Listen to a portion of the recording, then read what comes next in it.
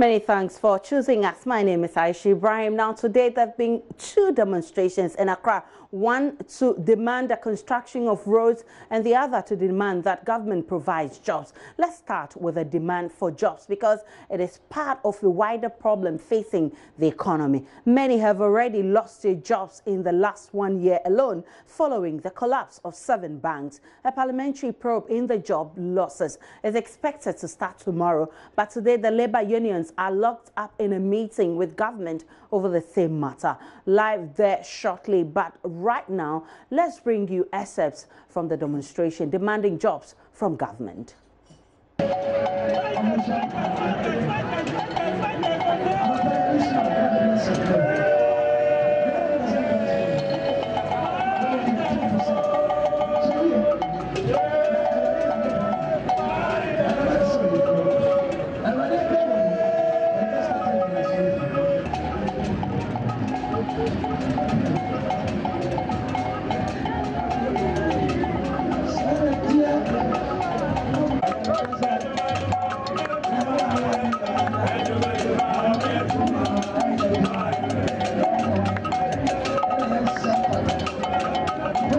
Seriously, to me, I'm a woman and a lady as well. Like, it's very difficult in Ghana living without a job.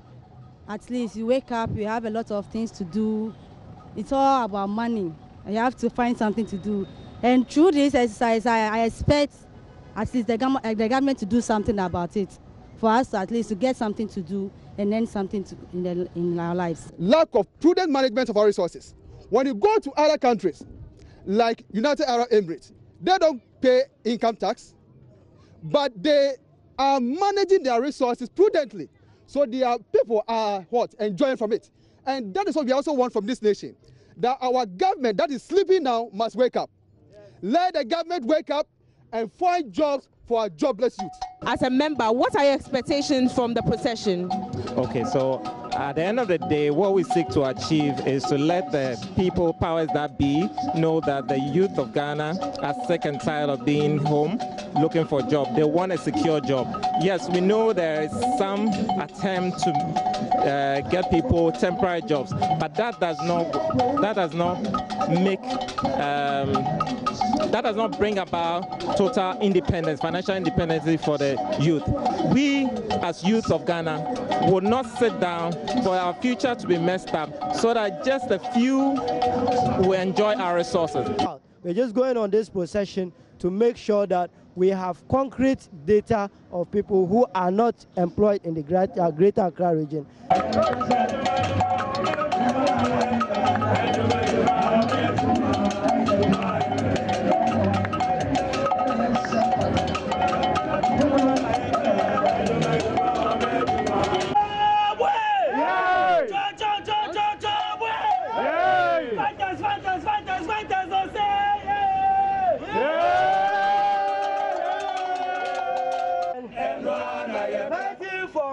Women, fighting for young people. Why are they stealing our resources? They will steal everything.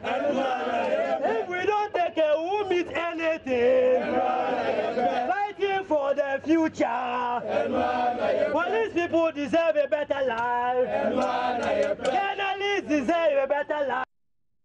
We'll be speaking shortly to organizers of this demonstration, but let's take you live now to the Employment and Labor Relations Ministry where that crunch meeting is taking place. Komla Adom is there for JoyNews. Komla, good afternoon to you. Has there been any meeting or has the meeting started at all? Well, Gifty, the meeting which was scheduled to happen right around this time now has been rescheduled. We've been learning from members who are supposed to have gone into that meeting that it has been postponed to somewhere Monday at about 11 a.m. So, Gifty, at the moment, that meeting, which was supposed to have happened right here at the Employment and Labor Ministry, has been postponed to Monday around 11 a.m. thereabout. Well, Komla, you're speaking with Aisha, but have you been giving reasons why this meeting has been postponed? Come again, Gifty. This is Aisha, Komla, and I'm asking, have you been giving reasons why the meeting has been postponed? From one of the parties that were expected to have been in this meeting, they tell me that some of the key members of organized labor who were supposed to have been in this meeting were unavailable, and then the minister also indicated to them that by the time Monday, when they will have that meeting, they would have been able to gather a lot of information and then prepare to have this particular meeting. Because as of now, they are still gathering data and statistics of jobs, for example, jobs that has been created, and people who have lost their jobs, for example, in the public sector. They're still collating all these numbers, and then they will be able to concretize the numbers, the figures, by next week when that meeting will happen. And so that's one of the key reasons why this meeting has been postponed at the moment. But I spoke earlier to Solomon Kote, who is with ICU, and he told me that one of the questions or one of the issues they will be raising at this particular meeting is one of the reasons that issues they'll be raising at the meeting is to speak or ask the ministry what roadmap they have to deal with the numbers of people, especially in the banking sector, who have lost their jobs. Now, we know that over 1,000 people are currently jobless from the banking crisis. So that's one of the key issues they will be finding out from the ministry, if there is a plan or a roadmap, for example, to address some of the issues from the fallout of the banking crisis. So that's one of the issues that will be coming up in the meeting when it comes on next week. Another thing they want to find out from the ministry is the 1 million jobs that they claim they have created as of May this year. They're going to be finding out what kinds of jobs specifically are these 1 million jobs that have been created, and if there are plans, for example, to create more jobs and sustainable ones at that for the individuals of the teeming youth of the country. Another thing they'll be finding out is that the NAPCO, we know that some 100,000 individuals are expected to be recruited to the NAPCO scheme, which is supposed to create some jobs for 100,000 youth. Organized labor wants to find out if some of these modules under NAPCO can absorb a lot more individuals apart from the 100,000 that have been so far announced that are going to be absorbed. So these are some of the general issues that they will be speaking about at the meeting, which will come on Monday at 11 a.m. Aisha. Come now, who are going to be participating in this meeting? Do we know? For now, we know that organized labor, the ICU, the TUC, and then the Ministry of Labor and Employment. The minister himself has given us a word that he will be in that meeting, as well as the Deputy Minister, Bright Rekubrobe, and some of the other officials right here at the Labor Ministry will be in this meeting, as well as the coordinators for NAPCO and some of the other job creation modules that government has put in place. So all of these are going to be participating in this meeting, Aisha. Many thanks to you, Komla, for that update. We're still on demonstrations, 2 of them happening today in Accra. We'll take a break on the Pulse. We'll bring you more on that.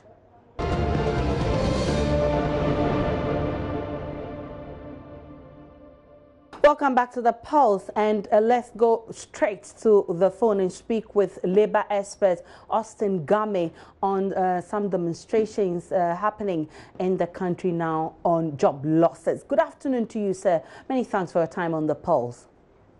Yeah, afternoon. How are you? Very well, thank you. We've seen this situation before, and we were very hopeful we're getting out of this situation. Why are we here again? Please repeat yourself. I'm sorry. I'm saying that we've seen this situation before when the labor unions were agitating over job losses and all of that. We're very hopeful we're going to get out of this, but why are we here again? Well, thank you so much. Well, it's unfortunate we have not fully gotten our handle on what to do and overcome this, nagging problem that's been hanging on us many years ago. It does appear our information about who are ready for the job market is incomplete. I don't want to be using technical names. Like, we need a proper labor market information system that must be in place for us to know how many people are in primary through JSS, SSS, the various tertiary institutions. So we will know exactly the number and the kind of courses they are offering, so that industry will plan to be sure that they can house a number of them. Those that may not have a place, then we know how it will be offloaded onto the kind of informal sector of the economy. Unfortunately, we don't have that kind of statistics on our hands. That is part of the reason why we've all been doing guesswork about what is about the unemployment, what is about the employment level, and so forth and so on. That is where we are as a first step. The second step is that the economy is not, we are in Africa, we are in this side of the world, and the activity, the economic activity is a bit low, and therefore we are unable to expand, especially in the private sector, which can accommodate the rest of the people. You know, hitherto, before 1992, 93, we used to have almost 300 different organizations that were purely governmental, such as Boatia, State Fishing, Black Star Line, State Transport, various, about so many. And we have, by our own actions, killed all these organizations. And so today, it is the private sector that accommodates these people who are coming from the, various institutions, except few that goes into the governmental areas such as the civil service, the local government, and some organizations that belong to government. They cannot accommodate too many people. That is where, unfortunately, we are now, and therefore, since the population is increasing and it's not going to lower anytime soon, we certainly will have this kind of situation on our hand from time to time. You say we have, by our own action, lost all these goodies we had, but who would you blame for this situation? Let me put it in simple terms. We have to blame ourselves and the regulatory bodies that are there in the system to ensure that this will perform. Let me put it in another form for you. You have multimedia today. Assuming multimedia were to be a governmental organization, all of us would have been lamenting by now because you will not be able to perform well. Like we have Ghana Broadcasting Company, they are doing their best, but their best is not the best. And they themselves know they have people on their hand that are just overflowing, and therefore they don't need all of them in the system, but we have them. Technologically, you people are working in a certain direction.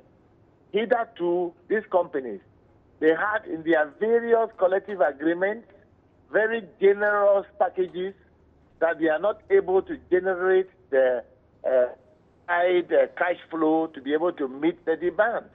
They are not able to fund that they are even they put into the various agreements.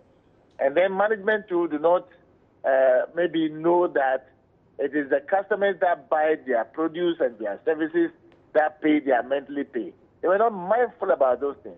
Once you have some 30% market share, they assume it is enough. Once they are getting some money into their kitchen. And this was the cause. If I don't know, I'll be lying to you. I 100% know, because once upon a time I was a union leader myself.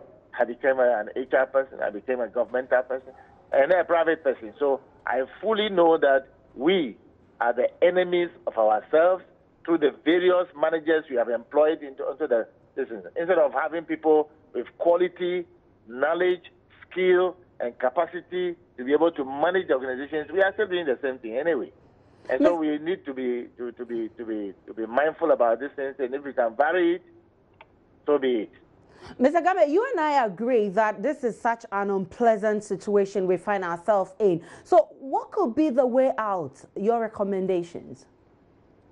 I have been saying it, and I'll just repeat it. First of all, we must tackle it right from the root. The educational system must change. Those who are lecturing at the various stages of educational ladder must recognize that where we are, it calls for quality, it calls for principled people who are willing to accept such appointments and work, and they services they render. For now, we are paying people who appear as though they are working, In the next few minutes, they vamoose from the place, yet we have to pay them. And we pay everybody the same pay, the same across the board increase. And so there's no motivation for people to really kill themselves and do the work for Mother Ghana. And the various companies, even in some private companies, we are having the same situation. That's why we are not expanding. Ghana is predominantly also about 70+% informal sector economy. Government yesterday, the government to come and recognize that and see how they can integrate the informal sector of the economy into the formal sector and make it workable. Help the people through various stimulation packages to enable them to perform. And they can also employ people. I am a private person. I have close to 30 workers in my company. Everybody should have that entrepreneurial kind of a mindset to be able to help employ people. Government, of course, alone cannot do it. They don't even want to do it again, and I appreciate that for them. And so that is the situation we find ourselves in. Education system must change.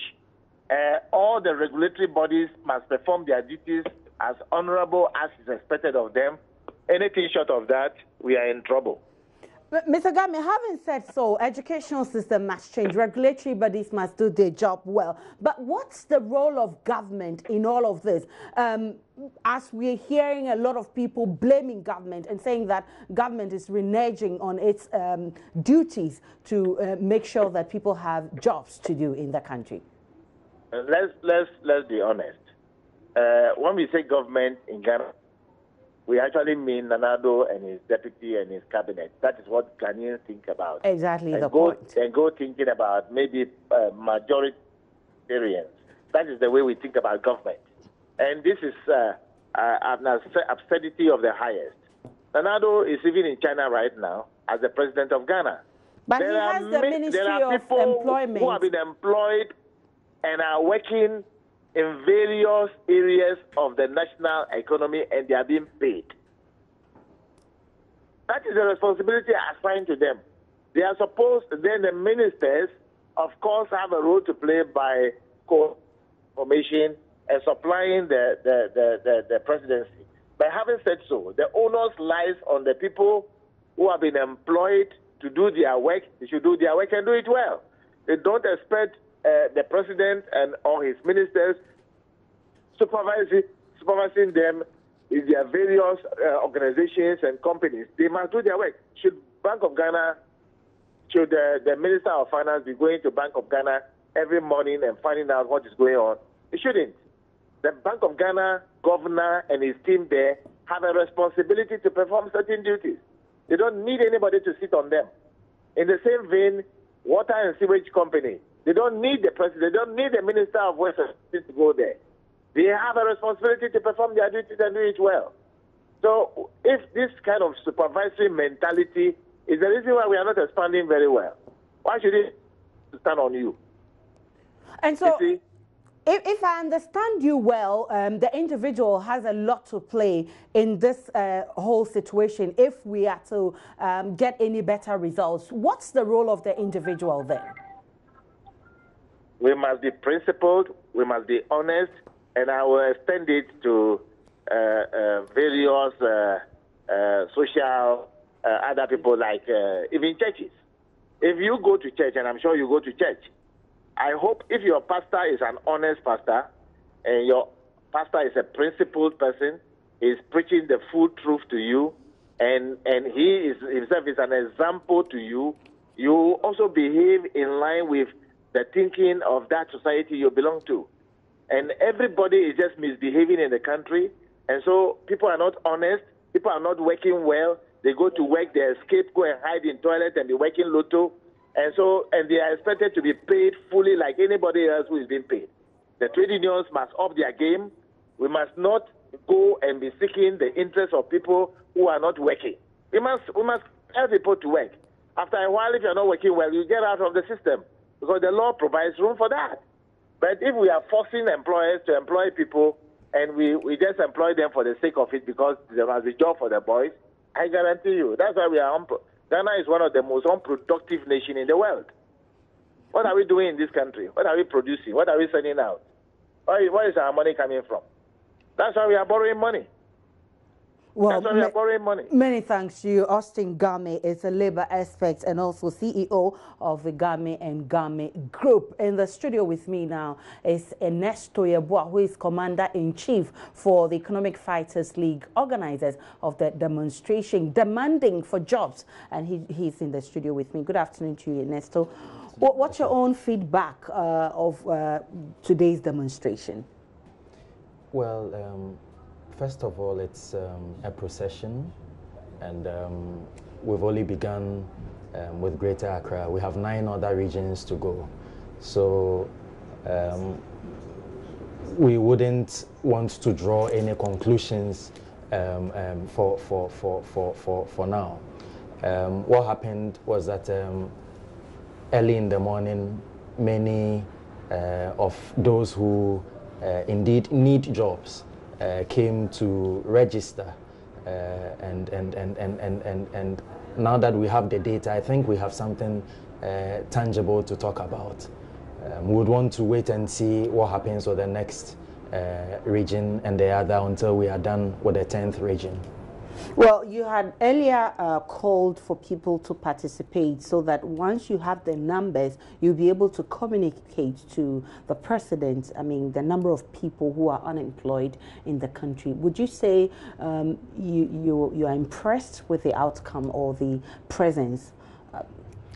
Well, what we set out to do is to carry out a research. So we do not have any predeterminations, coming to the table. We are even doubting the World Bank's statistics, which is the only statistics that's available now. Government of Ghana doesn't know the youth unemployment situation in our country. They are all depending on the IMF World Bank that is saying 48% of our youth are unemployed. Now, we have questioned this, and we have said that these are some of the reasons why government doesn't listen to you and I who bring them to power. They only listen to the IMF World Bank because they have data to show them. So what we are doing is to be able to get the real people, so that when the real jobs are produced or provided, we can be the people to go out there and testify that indeed government's claim of creating jobs is actually true. Just yesterday, I listened to the Labor Relations Minister make the claim that they've employed 1 million, in fact, they've created 1 million jobs. And I'm asking myself, who are these people who have been employed by these governments that some of us don't know? Because I have family members who are unemployed. I know people, friends who are unemployed, acquaintances who are unemployed, and I'm sure you may equally know such people, and yet they are not included in this so-called 1 million. In the last administration, a similar incident happened where a government official came to the public domain to say that they've created 1.6 million jobs. Today in Greater Accra, we asked, if you need a job, come and write your name. 150 people turned up finally to come and, enlist. Let government give these 150 people jobs.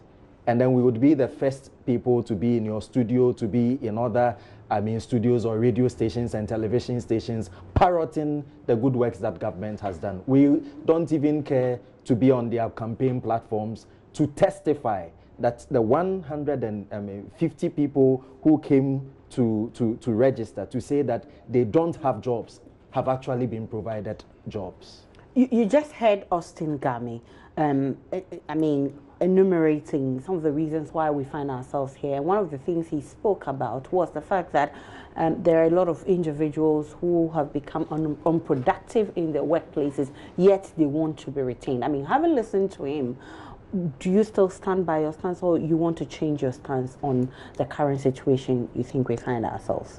Well, I don't know what research Mr. Gamey has done to arrive at his conclusions. But what research have you done? That is why I am embarking on this. We don't know. And we don't want to be arrogant about it. We simply want to be part of the solution. We are providing a critical ingredient government of Ghana doesn't have, even though it has all the resources to have been able to have the data on youth unemployment and all of that. So this is something that we want to understand ourselves before we make any pronouncements thereof. So how dangerous is this situation? I mean, pay your checks, and that probably necessitated this demonstration. Well, like I said, we aren't making any conclusions yet. This is just 1 out of 10 regions. So we have 9 more to go. And once we are done with that, our research command is going to analyze the data and then see what next line of action to take. But you can be assured that the leadership of this country would be involved with any line of action or plan that we would want to undertake. And when should we expect the protest in other regions? Where is your next stop? Well, we are not alone. And when I say we, I'm talking about the Economic Fighters League. There are other collaborating organizations like SEPSA Africa, an organization that is here in Ghana and also very well established in Kenya. You have the Ghana Youth Movement, also part of us, and many other bodies. So we'll have to sit down and then arrange which region would be conducive for all of them.